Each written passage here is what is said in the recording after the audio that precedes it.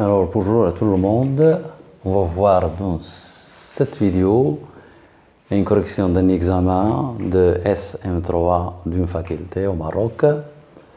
Alors l'exercice 1, elle rappelle que Laplacien de EAT est égal à 1 sur P moins A et il considère l'équation différentielle y seconde moins 3y prime plus 2y t est égal à l'exponentielle 3t avec condition initiale y prime de 0 est égal à 1 et y de 0 est égal à 0. Pour P perturbation, on pose yp, la transformation de la place de y, où y est une solution de E. La question montrait ça. Il s'agit ici d'appliquer la transformation de la place et d'appliquer ce qu'on appelle la décomposition des fractions rationnelles en émol simple. Alors, pour déduire, on fait la place inverse.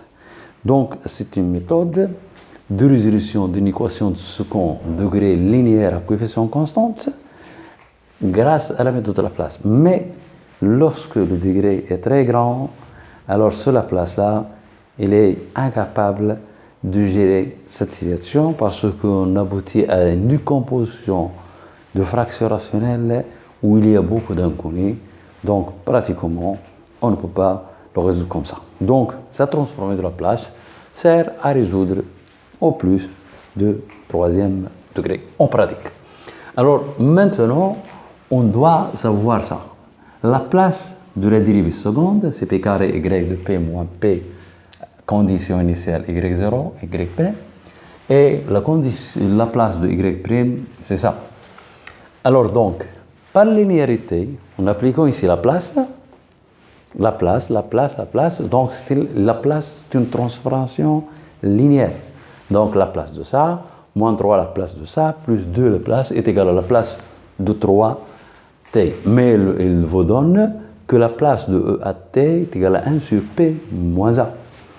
Et donc, on est arrivé, donc par linéarité de L, on obtient ça. P carré, c'est ça, moins PY, moins Y prime, moins 3, c'est la transformation de Y seconde, la transformation de la place de Y prime, ici, je m'excuse ici, c'est P, est égal à la transformation de la place de l'exponentielle de 3t, et grâce à ça, on a ça.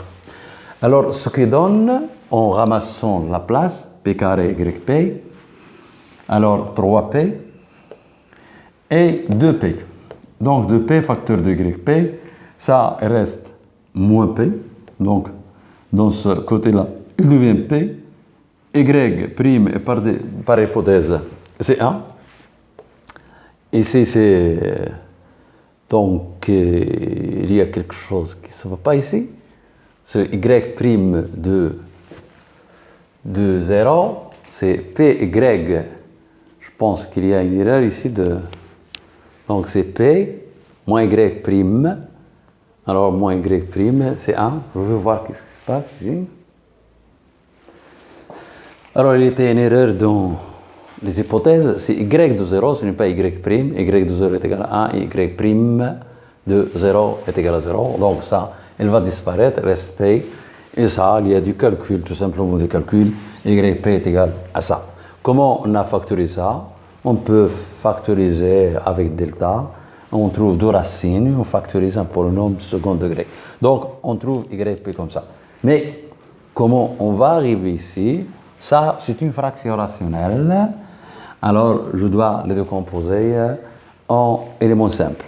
Bien sûr, si je rends au même numérateur, le degré de numérateur, il est inférieur strictement au degré du numérateur. Donc, cette fraction rationnelle, il s'écrit comme ça, ce qu'on appelle élément simple. Comment on va déterminer A1 et A2 et A3? Commençons par déterminer A1. C'est la méthode classique, puisque c'est une racine simple. Je multiplie pôle simple, je multiplie par P moins 1 ici, il reste que A1. Et je multiplie ici par P moins 1. Je replace P moins 1, P moins 1, et ensuite, je simplifie, je fais tendre, c'est-à-dire limite P tend vers 1, et on obtient moins 2 sur moins 1, donc je remplace, ici, moins 2 sur moins 1, plus ça, il donne 1 sur moins 1, moins 2, qui est égal à 2 plus est égal à 5 demi. Et ça, c'est A1. D'accord? Et c'est A1. A1 qui est égal à ça. Donc on trouve A1 est égal à ça. Même raisonnement pour A2. On multiplie par P-2 ici et ici. Et on fait tendre P vers 2. On trouve A2 est égal à moins 2. Et A3 est égal à 1 demi. On va passer à la question B. Alors, terminons la question B de l'exercice 1. Alors, on a montré que YP est égal à 1, la transformée de la place de la solution, on déduire la solution YT de E. Alors, on a YP est égal à 5 demi, 1 sur d'après ce que précède, on a démontré ça, mais d'après les rappels, alors ça est égal à la transformation de la place de ET. Ça, c'est la transformation de la place de E de t. Ça, c'est la transformation de la place de l'exponentielle de 3t. Et par linéarité de transformation de place, ça, elle devient le Laplace de 5 demi ET moins etc. Et par Laplace inverse, on déduit, puisque ça, c'est Laplace, on ne sait pas, on ne doit pas oublier que ça, c'est Laplace de y de t appliqué à p.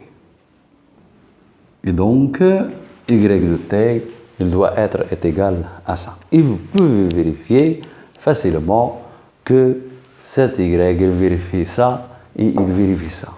Alors, l'outil transformation de la place s'échappe à une équation différentielle, alors il la transforme en une équation ordinaire.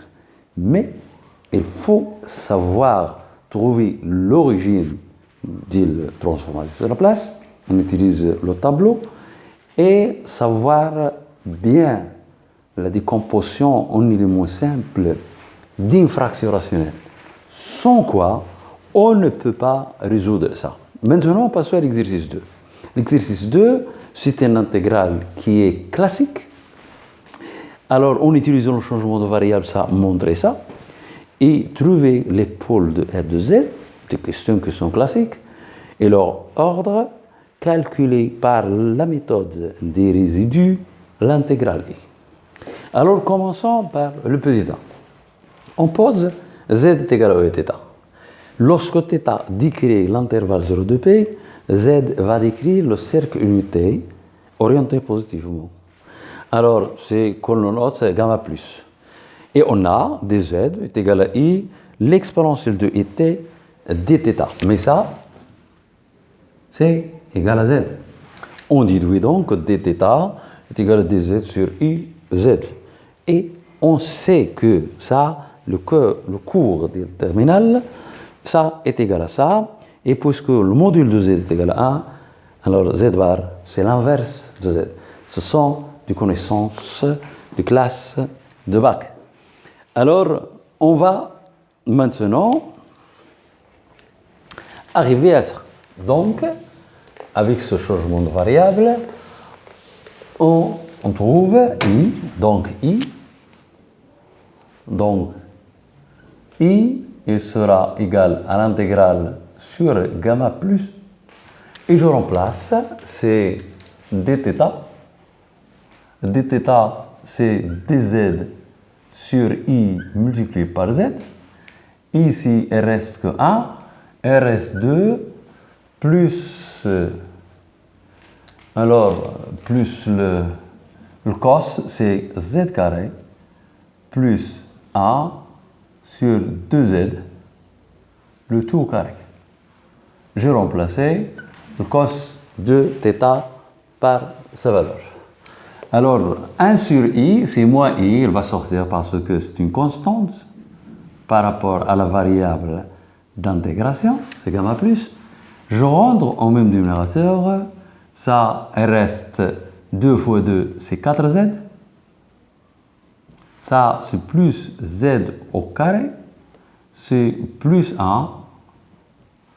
Alors, le tout au carré, est divisé par 4z au carré multiplié par z fois dz, ce qui donne le résultat qu'on veut. C'est l'intégrale plus, z elle disparaît avec z, je fais l'inverse de la fraction et je trouve ce qu'on veut. Donc c'est z carré plus 1 plus 1, 4z plus 1, le tout au carré et c'est dz. Alors, maintenant, passons à la question B. Donc, ça, lorsqu'il y a l'intégrale de 0 de P, et il n'y a que cos θ, et c'est un fraction rationnelle, on pose toujours le changement de variable, z et θ, et on aboutit à l'intégrale d'une fonction holomorphe sur un chemin. Et on applique le théorème de Résidus, la méthode du calcul des intégrales par la méthode de Résidus, et on trouve l'intégrale. Bien sûr, il y a des encadrements, ainsi de suite. Donc, on a trouvé ça. Alors, passons maintenant à la question B. La question B, trouver le pôle. Alors, B, c'est classique, les pôles de fz sont les racines de ce polynôme-là. Z carré plus 4z plus 1 est égal à 0. Alors, on calcule delta, est égal à 16 moins 4, qui est égal à 12, qui est strictement positif. Donc, il y a deux racines réelles, c'est moins 4 plus racine de 12 sur 2. Je factorise par 2, il donne moins 2 plus a racine de 3. Et l'autre Z1, 2, RL, moins 2, moins racine de 3.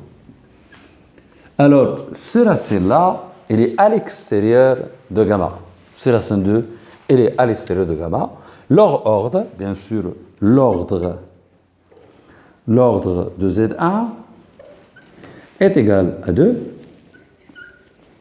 Et aussi, l'ordre de Z2 est égal à 2. Voilà, on a répondu à C. On va voir maintenant B. On va voir la question. Alors maintenant, il faut calculer le résidé de fonctions en ces pôles. Bien sûr, on s'intéresse qu'au pôle Z1 parce que Z2, il est à l'extérieur de gamma plus. Alors, rappelons que le résidu de f au point z0, avec z0, c'est un pôle d'ordre n, c'est 1 sur n moins factoriel, la dérivée d'ordre n moins 1 par rapport à z de cette fonction lorsque z est égal à z0. On remplace z par z0.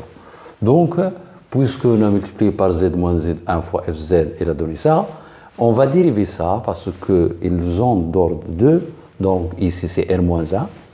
Alors, le calcul est fait, on fait la dérivée d'une fraction, c'est la dérivée de ça multiplié par ça, et ainsi de suite. On trouve ça, donc le résidé est égal à moins 4, on remplace z par z1, c'est ça. Et z1 et z2 sont calculés, z1 plus z2 c'est moins 4 multiplié par moins 4, 16, et c'est la somme. Et on trouve ce calcul-là. Donc l'intégrale, d'après le théorème de résidé, l'intégrale le long de gamma de fz est égal à 2pi, le résidé des pôles à l'intérieur de gamma. Pourquoi on a éliminé z2? Parce que z2, il est à l'extérieur de gamma plus. Et donc, d'après ce calcul, c'est 2pi, 2 racine de 3 fois 3 est égal à 4pi. Et i est égal à moins i, multiplié par ça. I multiplié par moins i, c'est 1. Et nous trouvons finalement i, c'est ça. On va passer à l'exercice 3. Alors maintenant, passons à l'exercice 3 de même examen. Utiliser le théorème de Green pour évaluer l'intégrale sur la frontière de R de ça. Alors R, c'est cette surface. C'est la partie hachurée en rouge. La frontière de R, c'est la partie hachurée colorée en vert et orientée positivement. Ça, il est orienté de telle façon, on laisse R à gauche. Et lorsqu'on entre, c'est la même chose. De telle façon, on laisse à gauche. Donc la frontière, elle fait partie de deux courbes. Ces deux courbes, la réunion de ces courbes, dans une courbe qui est fermée. Donc on peut appliquer le théorème de Green parce que cette courbe, elle est de plus. Ce n'est pas de classer un par morceau, mais plus, il est ici l'infini. Donc on peut appliquer le théorème de Green. Si on applique le théorème de Green, alors on trouve l'intégrale de dr est égale, ici, le px, y, c'est y au cube, et le qxy, c'est le moins x au cube. Alors, si on applique, c'est dq sur dx, moins dp sur dy, dx, dy. Alors, lorsqu'on fait le calcul, on trouve ça. Parce que dq sur dx, c'est moins 3x carré, et ça, c'est 3y carré, avec un moins. Alors, comment on va calculer ça? On va faire un changement de variable. Le changement de variable, alors, lorsqu'on a un changement de variable, un difféomorphisme d'un oméga prime vers oméga, alors l'intégrale sur phi de oméga prime, qui est égale à oméga, d'une fonction, il sera à l'intégrale de f rond phi multiplié par la valeur sur les jacobiens de phi sur oméga. Donc, ici, c'est sur oméga prime. C'est l'image de oméga prime, ici c'est sur oméga prime. Ici, c'est oméga prime, c'est ça, et oméga, c'est R. Alors, le changement de variable classique, avec les coordonnées polaires, parce que c'est un cercle, on peut le paramétriser avec R cos θ, c'est un morceau de disque, c'est une couronne. Alors, ça, c'est le changement. R, c'est R cos θ, R sin θ. Alors, le jacobien, par définition, c'est le déterminant de ça par rapport à R, et la dérivée de ça par rapport à θ, il trouve ça, puis la dérivée de ça par rapport à R, c'est ça, et la dérivée de ça par rapport à θ, c'est cos θ, le déterminant, il trouve R, la variable sur le de R, c'est R, et donc l'intégrale sur R, dx dy sera l'intégrale sur oméga, R carré, le jacobien en valeur absolue, mais c'est R, de R θ. Alors, comment on va calculer ça? On va utiliser ce qu'on appelle le théorème de résidus. Donc, ça, sur le cours, c'est facile de faire ce calcul-là. Alors, l'astuce, c'est de faire ce changement de variable pour calculer l'intégrale double. Alors, le théorème de Fibini, il donne l'intégrale sur R de x carré plus y carré, ce qu'on cherche. Alors, il devient l'intégrale de moins 1, de 1 à 2. Ici, c'est R. Je fais sortir R. R multiplié, c'est R au cube, parce que le jacobien, c'est R. Ici, c'est l'intégrale de 0 à 2p et dθ, et ensuite dr. Alors, c'est l'intégrale 1 à 2, R au cube, mais ça, il donne fois 2p, dr. Et il donne 2p, une primitive de R au cube, c'est 1 quart, R à la puissance 4, de 1 à 2. Et donc, c'est 2p sur 4. Alors, 2p sur 4 multiplié par ça. R 2 à la puissance 4 Donc après calcul, on trouve 2p sur 4 multiplié par 15, c'est 16, moins 1 c'est 15, 2p sur 3. Finalement, alors l'intégrale cherchée, l'intégrale sur dr de cette forme différentielle en général, ou bien un champ de vecteurs, parce que ça, elle entre dans la théorie la plus générale, c'est les formes différentielles. Ça, ce sont des interprétations géométriques des formes différentielles en champ de vecteurs. Donc ça, il donne moins 3, c'est-à-dire moins 45 pi sur 2.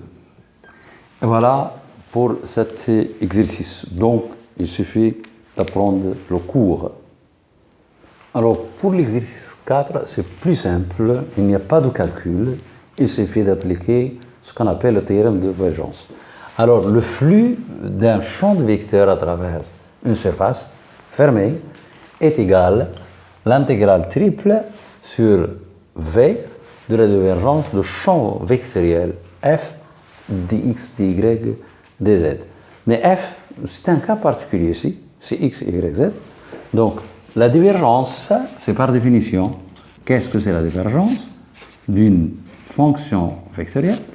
Alors, c'est d f1 sur dx plus d f2 sur dy plus df3 sur dz, dérivée partielle, f3 ici, et ça, c'est l'unité de volume, dy dz. Qu'est-ce que c'est f1?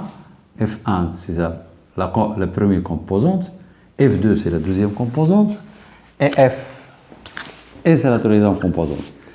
Mais ici, le calcul, vraiment, c'est facile, c'est 1 plus 1 plus 1, c'est 3. Et ce n'est pas la peine ici de faire ce qu'on appelle le changement de variable, une paramétrisation du cylindre.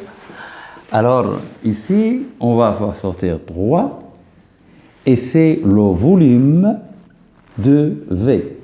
Mais V est un cylindre. Son volume, il est bien connu. C'est la surface de la base. La base est un cercle de rayon 2, donc c'est pi r carré, c'est la surface de la base, fois la hauteur, mais la hauteur, c'est 2. Alors, on trouve ici, c'est 4. 4 fois 2, c'est 8. C'est 24 pi. Voilà le résultat s'il n'y a pas d'erreur de calcul. Voilà l'exercice 4. On va passer à l'exercice 5. Alors ici, l'exercice 5, c'est le dernier exercice de le même examen. F de x, il est défini par morceau. X est égal à 1 moins x si x appartenant à 0, 1. Est égal à 1 plus x si x appartenant à moins 1, 0. Et c'est 0 ailleurs. Alors, c'est une fonction qui est assez compacte, il est contenu par morceau, donc la transformée de Fourier existe et réalise les conditions plus fortes, mieux que les conditions pour l'existence de transformation de Fourier. La question 1, c'est montrer pour toutes t différentes zéros, ft est égal à la Fourier, le Fourier, ça c'est la transformation de Fourier, sin carré de pt sur pt, le tout au carré. Alors, et la deuxième question, utiliser la formule de réciprocité de Fourier pour évaluer l'intégrale mesurée p sin carré de x dx. Alors, la formule de réciprocité de Fourier, pour s'appliquer, on doit s'assurer de deux conditions, ça et ça. C'est-à-dire que f, elle est absolument, l'intégrale est absolument convergente, et aussi pour f, ou bien, d'une autre façon, f appartenant à L1 de R et le Fourier appartenant à L1 de R.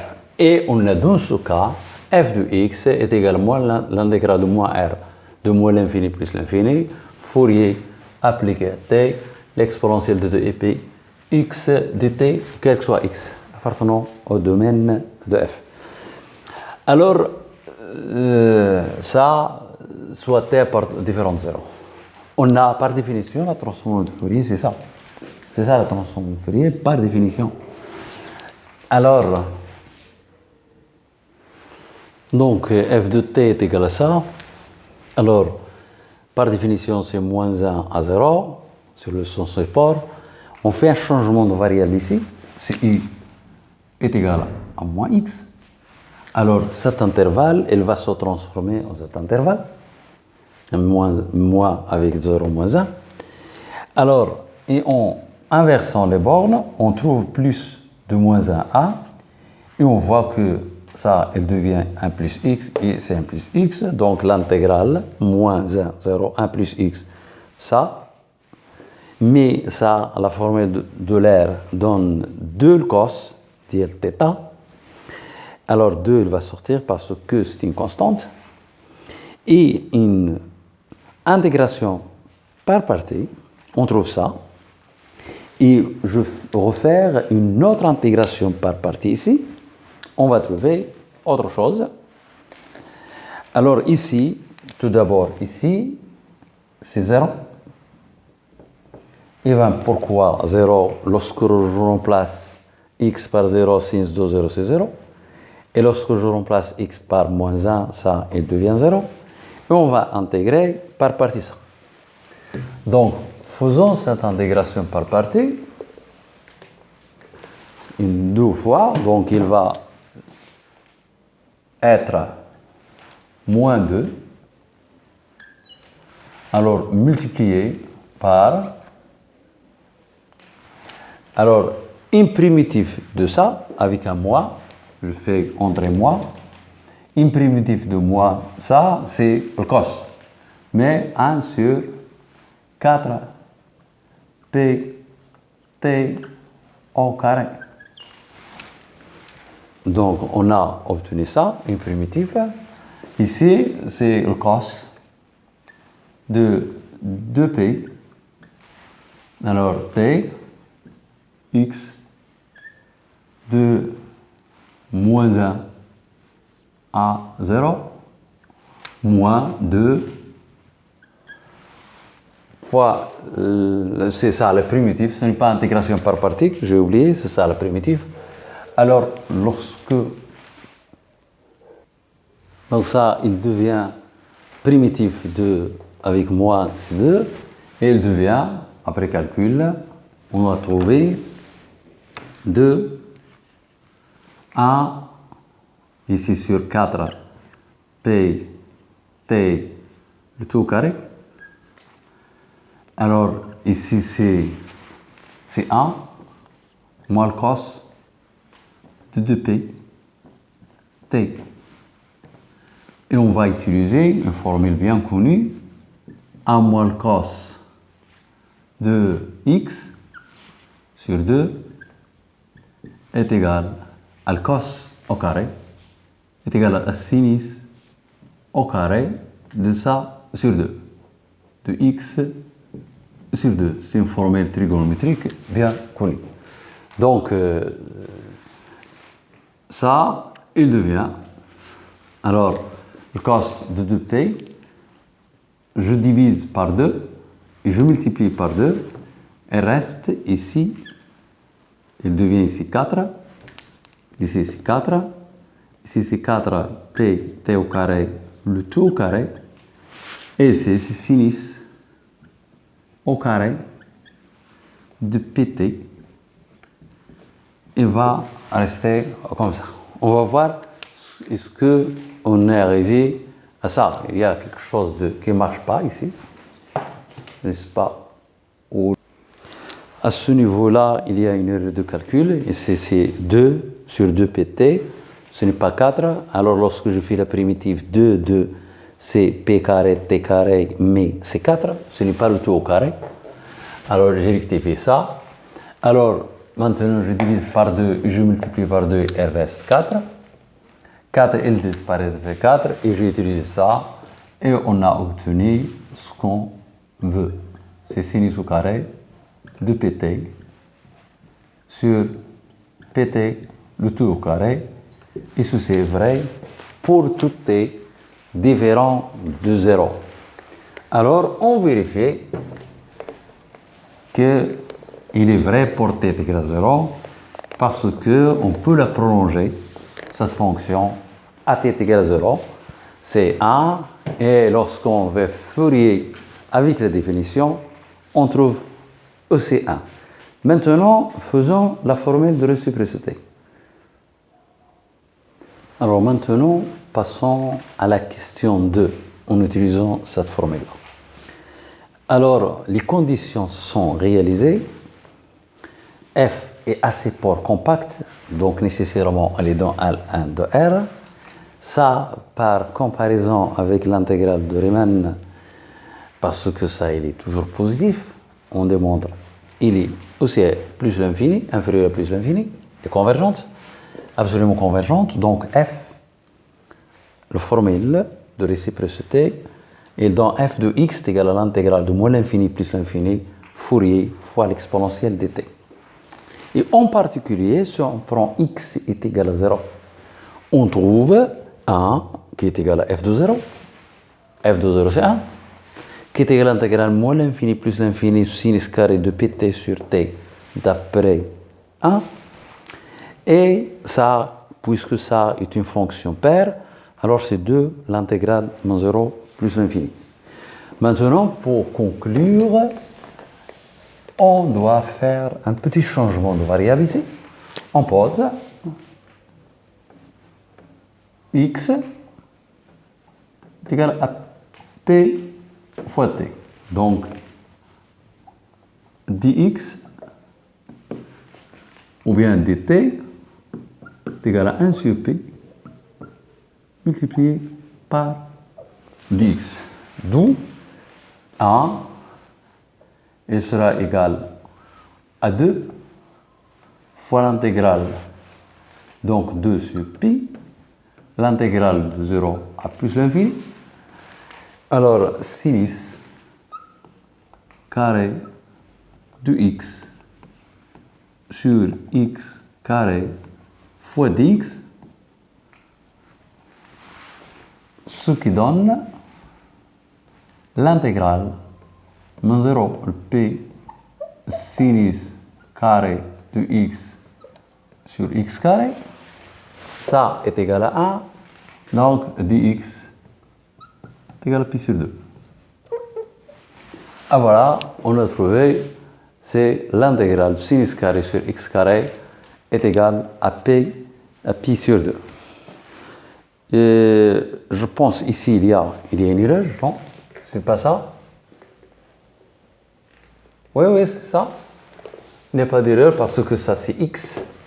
Donc on trouve 1 égale à 2 l'intégrale de 0 pi sinus au carré de pi, alors x de t, x c'est ça, alors sur pi t au carré dx dt, elle sera égale à 2 sur pi sinus au carré de x, parce que ici c'est x, ça c'est x au carré, alors c'est dx, et donc on trouve ce qui donne que l'intégrale min 0 le sinus carré de x sur x carré dx est égal à pi sur 2. Et voilà, c'est la fin de cet examen. On va voir un autre examen dans la prochaine vidéo.